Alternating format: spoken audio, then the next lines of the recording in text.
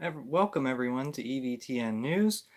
I have a lot of stories to cover for you, and uh, I have some interesting other items as well. So I guess I could have done StreamYard, but why do that whenever I can show you the mascot for the Vatican's Jubilee? Um, yeah. So let me see if you can see this on the camera. It's not so great. There's the mascot. Oh, the auto color is okay. There we go. Okay, can you see it? It looks like it looks like I guess the best thing I can say is creeper. Some creeper came up with this. If you get my drift, kind of fits with the McCarrick crowd. I think that's and we'll see later. I want to talk about this later. I hope I don't forget. James Martin, he's fitting right in with that crowd, and we'll talk about that later. Stay tuned. This is also interesting. There's like a money chat thing that just appeared. So, um, and I know I'm sure if I read the emails that they sent, I would know what that meant, but I don't know. Anyway, feel free to give me some of your hard-earned money. Um, I don't know why. I think you could probably donate it to a monastery, a traditional monastery, of course, or a traditional religious order. Um, but if you want to give me some of your money, feel free to do that, and YouTube will get 30%. So, not really, but no, I actually don't know what it is. And since this one's on mobile, so I don't know. Okay, cool. It's cool regardless. I think there's also something like a super like. I don't know what the actual term is. I've heard about it, but again, I'd appreciate that probably more than money, because you know I'm not getting I'm getting 70% of what you donate, not anyway. Okay, there's some bots. Okay, let's start. So, Vatican Chinese deal. The Holy See has renewed its secretive deal with China, according to a spokesman for the Chinese government today. During a regular press conference October 22nd, Beijing spokesman Lin Jian revealed that the Chinese government had renewed its 2018 deal with the Holy See, this time for 4 years instead of the previous norm of 2 years. The officially secret deal is believed to recognize the state-approved church in China and allows the Chinese Communist Party to appoint bishops.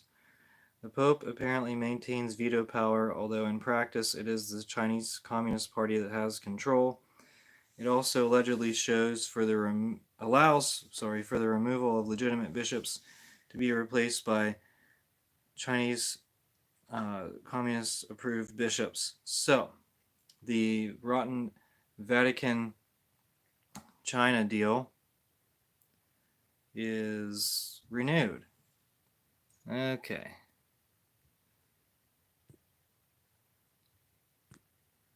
So, let's see.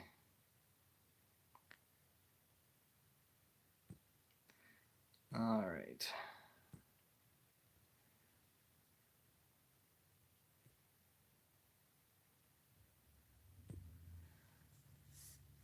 All right. So, let's move on here. The French LMNOP activist Matthew Jasseron, age 39, until June was a parish priest in Joigny-Yonny in France. Announced on October 20th he was leaving the priesthood. So, that makes him The second in a very short time after Dan Horan quit the priesthood. Of course, he can't quit the priesthood, but you know. Jasseron is known for videos on TikTok in which he mocks the liturgy and defends LMNOP activity. He sees himself as a victim of a failing church system and blames certain behaviors of his hierarchy.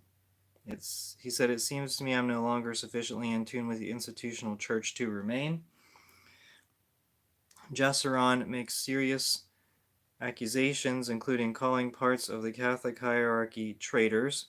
He said, "I was abused and physically assaulted by a bishop," he accuses without naming a culprit.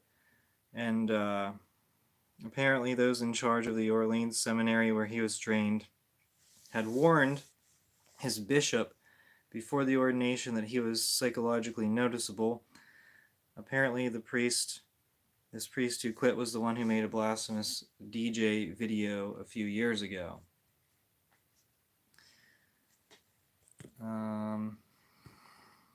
Okay. So I certainly appreciate everyone who leaves comments, but it seems as though recently I've been getting some bots. Anyway, or some strange people that tune in for the live stream. I don't know. It's very odd. Anyway, Francis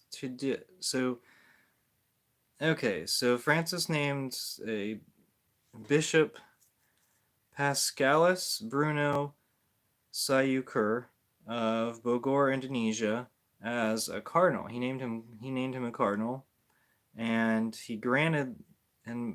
more recently he granted the request of this bishop not to become a cardinal during the upcoming consistory on December 7th. The move is highly unusual and unexpected.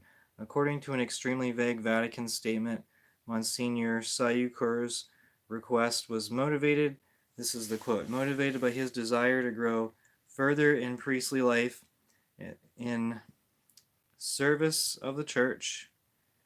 What is this? Hold on. I lost my place.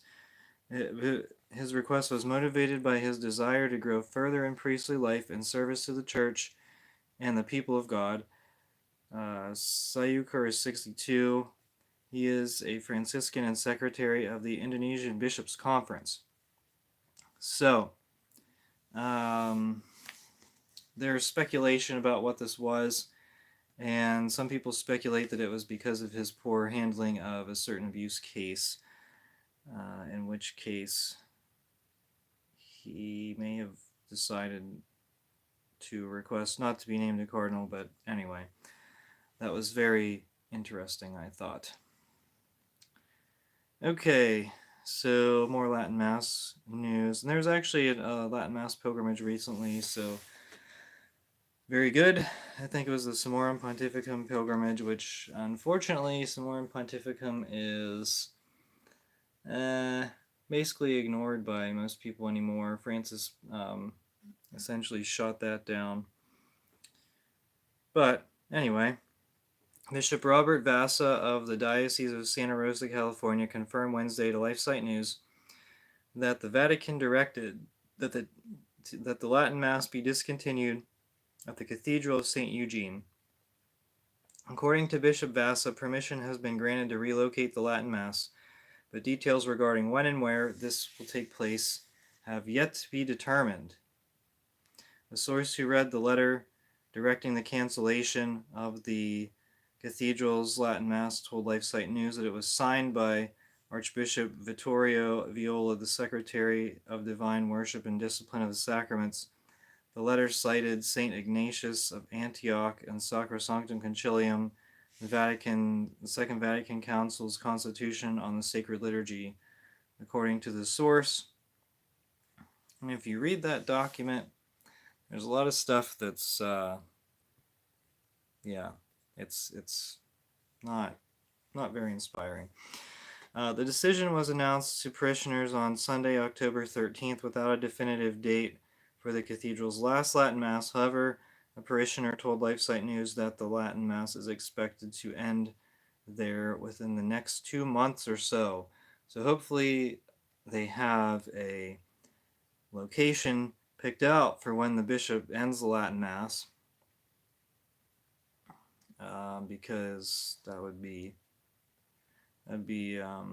pretty heartless, honestly, which it seems like a lot of bishops are, because obedience to an evil directive is more important than preserving people's faith, preserving their spirituality and their charisms. Okay. And I really don't like to do a lot of reporting on Francis, but it just happens that a lot of it's in the news. So Francis has ordered the suspension of the payment of the gratifica per la Segretaria, and another payment that I'm not going to try to pronounce, which until now have been included in the monthly salaries of the cardinals of the Curia. So what it boils down to, the Curia cardinals earn approximately 5,500 euros per month, which is more than, it's more than that in US dollars. I would say like 7,000 maybe, if I had to estimate, including the various benefits they receive. Oh, okay, so 55. So the various benefits are included in the 5,500 euros per month. The cut for each cardinal is an average of 10% of the salary. So I don't know what the cost of living is like in Rome, but a 10% cut of 5,500 is that's gonna hurt. It's gonna they're gonna feel it.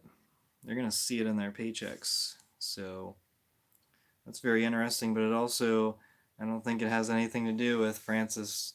I don't think it has anything to do with Francis thinking they're overpaid. I think the Vatican's finances are in dire straits. Maybe straits isn't the right word. Anyway. Cardinal Kissy Fernandez, otherwise known as Tuccio, released the full Italian audio recording, 90 minutes of his October 24th meeting with about 100 members of the Synod on women deacons. So a precursor to this. The people knew. Okay. Yeah, so I guess I need to say here, the people knew, so that the Synod participants were informed that the discussion on women deacons would be recorded. So while it certainly violated the rules that were already set, it was not some illegal secret recording. The rules are made up as they go, and the Synod participants know this as well, and they knew that they would be recorded on this discussion. They were told in advance. So, Fernandez said that women are already responsible for running parishes and acting as pseudo-priests in the Amazon, as well as in Africa and Asia. This so-called reality is little known to European theology. Well, it's little known to Catholic theology too. It's not known at all because it's not reasonable. Regarding deaconesses, Fernandez said that a decision is not yet ripe, referring to a fruit. But it is not a closed question either. He referred to the third study group on the subject, chaired by Cardinal Giuseppe Petrocchi. Fernandez threatened to take concrete steps to further empower women in the church. Empower, I guess, in quotes. At one point, he asked if it could turn out that, here's the quote, in the past, women preached during the celebration of the Eucharist. So that's a key phrase right there. And as you'll see when I go over some of the Synod summary, I'm not going to take very long, and you can read through the LifeSite article and kind of see what you come up with. This is ridiculous. I mean, they're going to let women preach. It's going to happen. And here's my prediction. And based on the Synod document. You see what you think, but this is my prediction. So I think they will invent a ministry for women. They're going to create one where they can preach, baptize, witness marriages, run communion services, wear vestments, and stand at the altar during Mass, because that's basically the only things they can't do. No ordinations for women yet, and I don't know that Francis will ever authorize that, even though he would be responsible for a schism if that happened. But I don't think he will do that. I think he's trying to set it up for the next pope, who could be more Catholic than Francis, but I really hope. We don't know. So this will be open to all women. So this like ministry that they create will be open to all women because there is no celibacy requirement. So they will have some. Ooh, okay. So they will have some Karen boomers sign up, but they could also have women in LMNOP partnerships who received LMNOP blessings. I think this would accomplish multiple goals for them, and it will be rolled out as, to quote a former president, "If you like your plan, you can keep it," meaning bishops are not required to sign up women to serve at the altar, but these bishops will be pressured to sign them up eventually, and the bishops will be forced to concelebrate a Mass with women preaching and all the rest of the stuff. So this is my prediction, and it may not happen, and I don't usually try to make a lot of predictions, but it seems as though a lot of the predictions I make do end up coming true. So if it does, then let me know. You heard it here first. Okay. And with that, I'm just going to go over some of what the Synod document says, and this isn't all inclusive. Well, this isn't going to contain everything, so you're really going to want to watch or read LifeSite News' video. Okay, so much discussion. Here's a quote from the document.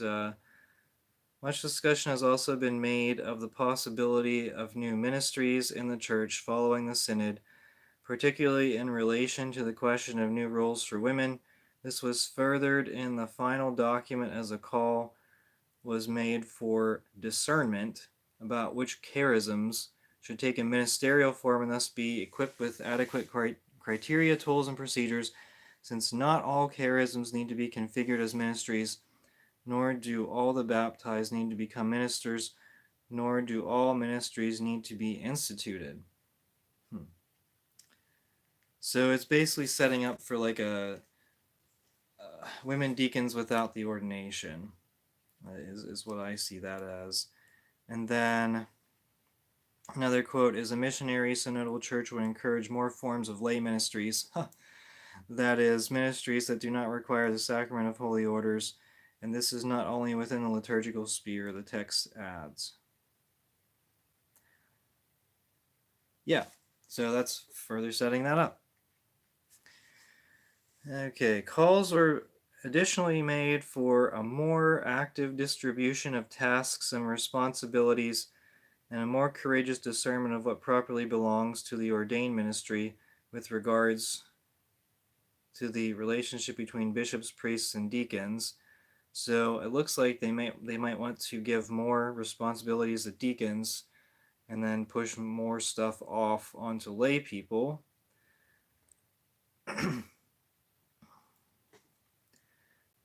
So even more evidence that my thought process is correct. Okay, so responsive to the needs of local contexts, consideration should be given to extending and stabilizing these opportunities for the exercise of lay ministries. Finally, there are spontaneous services which need no further condition or explicit recognition.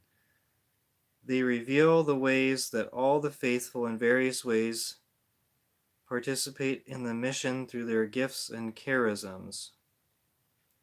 So I'm not quite sure where they're going with this, but I think is the spontaneous services, like the spontaneous blessings of LMNOP couples who have been living together for 20 years or whatever. I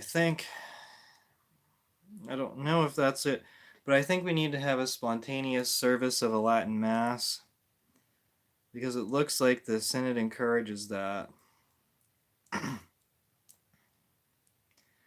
Okay, and additionally, now this is for those who are Byzantines. I have some Byzantines that watch this occasionally. Additionally, the Synod called for the Pope to convene a special Synod to promote the consolidation and reflourishing of the Eastern Catholic churches. What does that mean? What does consolidation mean? Does it mean that they want to eliminate certain rites? That is very concerning, especially coming from the Francis Vatican. So, the East is on notice. The Eye of Sauron has turned towards the East. And it's not a good thing. Of course, it's very weird. Francis he seemed to encourage, like the Syro-Malabars in India. He seemed to encourage them to celebrate Mass facing with the priest facing the correct direction, and that he got significant pushback for it. But that doesn't mean I don't know. It was very baffling that he would encourage them to do a traditional thing after seeing what he wanted to do to the Roman Rite. But I don't know. I don't really know the motives behind it. All right, so Cardinal Hollerich, he said they want to create more variations and flexibility in the liturgies of various countries. So, of course, the Pachamama rite of Mass is something that I've been talking about for a while, so that's probably on the agenda, but then it might just be something they want to do to create more liturgies and reform, change the Novus Ordo again. So I don't think people would have a problem with that. Okay, so there's also a part about how they want the lay people to be involved in the process of selecting bishops, and so I said, where do I sign up? I got some recommendations. I would like to make my suggestions. All right. So I do want to show you, I don't know how well you can see this. Can you see? Let's see. See who it is? James Martin, S.J. So I'm going to show you the creepiest thing you'll probably see. I'll read this to you. And I'll show you the photo. Okay, so this was a post from, and this is actually going to be a breakout. This might be a breakout video. So I think, all right, let me show you this here first. Whoa. Okay. And then I'll read this to you. Okay, so James Martin S.J. says, sorry, let me start over. James Martin S.J. says, another in a series of introductions to friends at the Synod and in Rome, Wyatt Olivas was by common consent the best dressed person at the opening Mass of the Synod. Yes, this is a man, and yes, James Martin is complimenting his attire.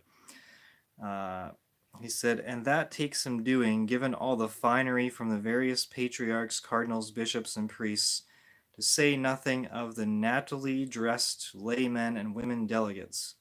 Wyatt's suit certainly stood out, and I joked with him that he could also use it on Gaudete and Laetare Sundays. Oh, I'm sure he was joking. He said, in parentheses, men's warehouse if you want one for yourself. But Wyatt is more than just a fashion plate. Oh, creepy. Gross. He has a distinction of being the youngest member of the Synod, and is a wonderful representative for the future of the church. When I saw him, he joked, "No more teenagers at the Synod." That's right, last year he was all of 19, and James Martin is hitting on him, and a student at the University of Wyoming, where he still studies. But despite his age, or maybe because of it, he more than held his own with all the patriarchs and cardinals and has a centered, clear-eyed, and thoughtful take on the church. He's also a great guy. Please pray for Wyatt and all the rest of the delegates here. That's disgusting. I can't believe that. So, let me see, because I had posted I had posted my take on this. I said, do you need any more evidence that the Synod is a joke? Slim Jim turned it into a fashion show. Of course, I'm sure many of the participants, especially the men, would rather talk fashion than theology. And with that, I think that says what I had to say. Welcome to the video, everyone. Life-size, fully functional ones will be available later this week in the Vatican gift shop. Yeah, the Vatican's mascot is what I was talking about at the beginning. It's very interesting. Okay, well, that does it for the show. And again, if you want to read the full Synod document and see where they're going to introduce women deacons or pseudo-deacons, just read the LifeSite News article that's linked. This has been EVTN News. Until next time, thank you so much for watching. We are the laity, and we will not be silent.